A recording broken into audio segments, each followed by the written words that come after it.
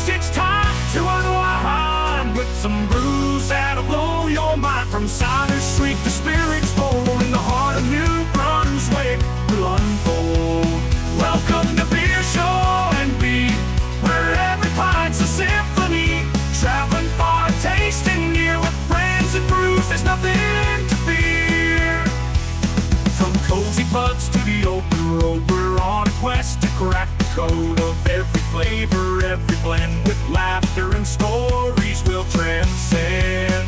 Welcome to Beer Show and Be, where every pint's a symphony. Traveling far, tasting near, with friends and brews, there's nothing to fear. Hi, welcome to another episode of Beer Show and Be, part 2 of Heron Bay. You got Steve Price back. So we ended the first episode with the British Mile, so we're going to do British Mile again. Well, not again, but first time I hear. So here you go, British Mile.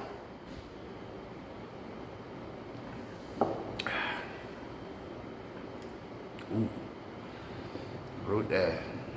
Roastiness. Yep, chocolate, coffee, Yep. and it changes through the depth of your palate. Yep. It's not. I know I've had the one from. It was Best Bitter. Yes. Bulldog from Yep. Flying Boats, I think. Yep, so best bitter would be the opposite end to a British Mild. Yeah. Yeah. Actually, who else had a British Mile? You could have a couple of those for lunch, go back to work, have a couple after the end of the day there in England. And, Yeah. And because it's a 3% beer, not going to have a huge impact on you. But just an easy drinking dark beer that surprises people. Not much bitterness to it at all. Nope. Yeah. Very smooth. Yeah. Because I had the Best Bitter, like what? End of 2023? Yeah. Actually, I bought 2 cans or whatever. Yeah. But it was like sort of. I would say it would be like more of an introduction. If people want to try stouts or porters, Yeah. that would be perfect to introduce. Yes. Just the flavors that Just you the, could expect. just the flavors and the notes, chocolate notes and coffee-ish. Absolutely. That would be, Yeah. actually, I think I mentioned it in the episode, it would be to introduce people to the stouts. Yeah. Once you like this one, then you move on to the stouts. Yeah. Or porters, then stouts. Where we have a lot of people that just stay with that. Surprised me, the people that don't drink dark beers and they're asking for a pint of that. I'm glad it's something a little different. This is freaking awesome. But yeah, it's not as bitter as the British Mile. The British Best Best Bitter from Flying Yeah. Boats. Or an extra. Yeah. From IPAs. Pale ale to this. Yeah. Glass of That's water. why I gave you a glass of water. Oh yeah. Yeah. All right. Yeah.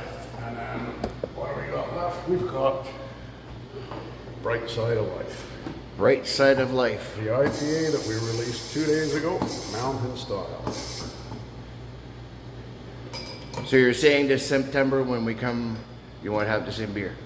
We will have different beers, but what we have, because we've only been open for 5 days, Oh yeah. we picked 8 beers for our initials that we thought the local market would enjoy. We stayed on the lighter side and the lower alcohol side. Yeah. I have to have one IPA because I'm a hophead and I Yeah. love IPAs. I've been brewing this one for 6 years. And everyone always seems to like it.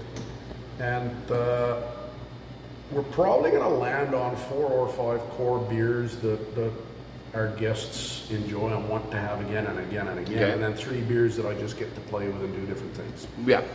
I've been to many breweries that don't do different things, and it gets a bit boring after a while. And I've been to breweries in Ontario that never brew the same beer twice, and I find that frustrating because if I find a beer that Really like. I want to go back and have it again Yeah. and again.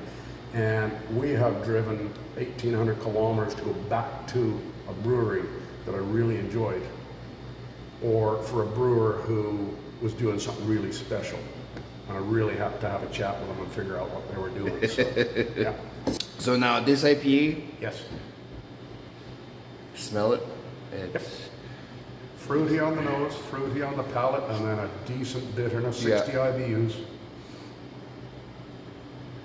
A lot of mosaic and a lot of galaxy going into it. Oh, I love the galaxy. Yep.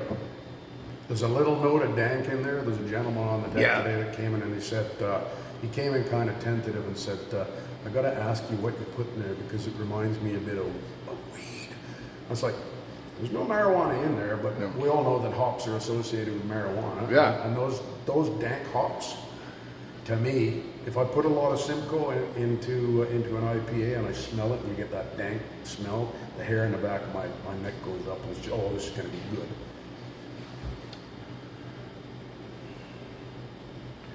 Not bad. There is some I won't give a rating yet because I want to do it officially when we come up this September. Yeah. But Well, I'll make sure I've got that. one of my top 3 right now. So I didn't know, Norbert, if this town would actually want IPAs. The younger folks that have come in, yes. Yeah. The older folks, no. And so be it. Obviously, we're going to brew to the market, but there are things that I have to do, and that's a beer that I will brew again and again and again. I've been brewing it for 6 years. So, yeah. Result good. The next beer to come out is a farmhouse. So a saison, but just a little lower ABV, 5.3, lots of peppery notes from the Belgian yeast. And I brewed a week ago today, I brewed a Czech Pilsner. So, and again, because I like a Pilsner that's got a little more bitterness to it, still clean and easy drinking, but a little crisp and bitterness. So that'll be probably 2 weeks from now. Just got to see how the fermentation profile is going. So I tell you so far, it's not one bad beer. I appreciate that. Thank you very much. Like I like the beer at Artisan, and I know that Brew Labby took over from someone's brew house. Yep. And Daniel tweaked it at his liking. Yep. I like the blonde he has now. Yes. Over the one that's the run he had. Okay. Yeah. Because he tweaked it at his. Yeah. Artisan La Blonde Joe. All those 3 blondes are the ones. Well, when we come up, I think we're gonna put them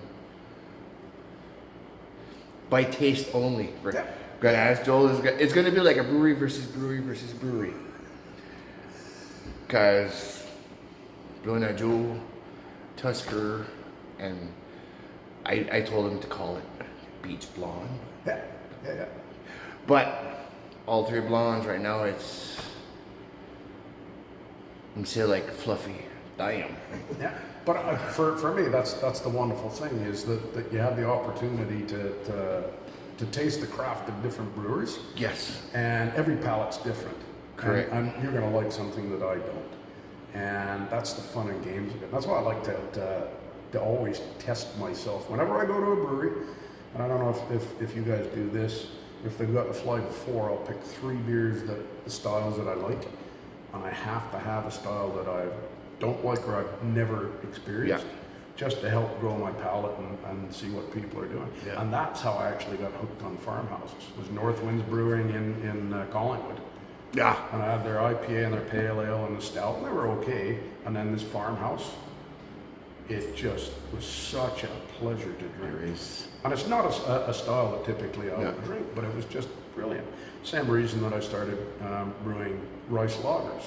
Sam Corbet at Salt City in Gravenhurst, Ontario, he releases 4 lagers a year, and that was one of them. And I'd never really paid much attention to rice lagers. Okay. And when I had that again, it was just so well balanced and just such a pleasure to drink. And there's nothing in a rice lager, but just a pleasure to drink. And I'm hoping that some of our beers can get even halfway to that level. Oh yeah, I know. Oh yeah. But so what we're gonna do, we're gonna leave part 3 for when we come this September. Yeah. Well, do you want to film downstairs too? That will be for that episode. Okay, well, I'll walk you down there anyway. So Yeah. So all the beer at Heron Bay Brewing is awesome. I've tasted it. Hands down, good job. Thank you very much. If you guys are in the Dalhousie area, stop by, or even Campbellton, or if you guys are in the area, stop by Heron Brewing on the corner of Adelaide and Brunswick. Adelaide. No, it's not hard to see. It's right in front of the little auto parts and Gilles Basque, I think. Yep. Gilles Basque. Up from Foodland, and then the hotel's right behind us. There you go. Book a hotel, come here, drink, go back home. Yep. Lovely patio and a lovely view of the Restigouche. Oh yeah. So we'll do part 3, me and Joel, when we come up for the home sweet home weekend. So see you guys on the next episode, and thank you Oh, you're welcome. for being on that, and thank you to Robin. There's Robin. Thank you to Robin. You guys are doing an awesome job, Thank you very much. and we'll be back for part 3. Oh, sweet home, Restigouche. It's been a long time. It's been too long. We are in Restigouche for the weekend. Going places we love, going to new places we haven't been yet. Drinking new beer.